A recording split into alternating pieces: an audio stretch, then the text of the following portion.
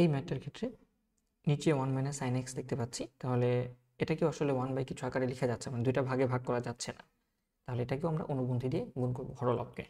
তাহলে অনুবন্ধী দিয়ে গুণ করার যদি চেষ্টা করি, আমরা এখানে পাবো 1 minus sine x 1 plus sine x, অনুবন্ধী দিয়ে গুণ করলাম, উপরেও 1 প্লাস সাইন এক্স লিখে দিলাম ডিএক্স, নিচে এ plus B A minus B, তাহলে এটাকে আমরা লিখতে পারবো এ স্কোয়ার মাইনাস বি স্কোয়ার, তার মানে 1 মাইনাস সাইন স্কোয়ার এক্স। তাহলে আমরা নিচে লিখতে পারবো 1 মাইনাস সাইন স্কোয়ার এক্স, এবং উপরে তো যেটা আছে 1 প্লাস সাইন এক্স সেটাই থাকবে ডিএক্স।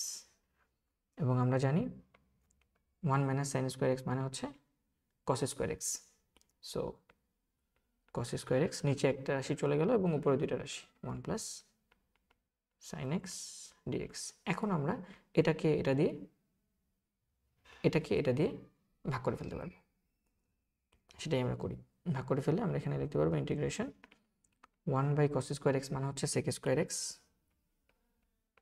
স্কোয়ার এক্স প্লাস, তুমি ডিএক্স লিখতে পারো, বা হ্যাঁ প্লাস দিয়ে আমরা লিখে ফেলি sine x by cos square x. একটা sine x by cos x দিয়ে আমরা লিখতে পারবো হচ্ছে ট্যান এক্স, আর আরেকটা যে কজ এক্স থাকবে 1 বাই কজ এক্স, সেটাকে লিখতে পারবা সেক এক্স। তাহলে sec x into tan x,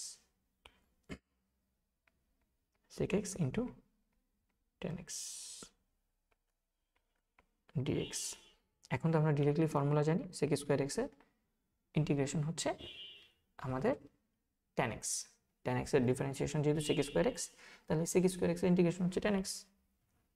তাহলে আমরা বলতে পারবো এটা হচ্ছে আমাদের tan x, আর sec x into tan x এটার ইন্টিগ্রেশন হচ্ছে আমাদের sec x, কারণ আমরা জানি sec x এর ডিফারেন্সিয়েশন হচ্ছে sec x into tan x, তাহলে sec x tan x এর ইন্টিগ্রেশন হবে শুধু আমাদের sec x, আর ইন্টিগ্রেশন শেষ, একটা কনস্ট্যান্ট দিতে হবে c।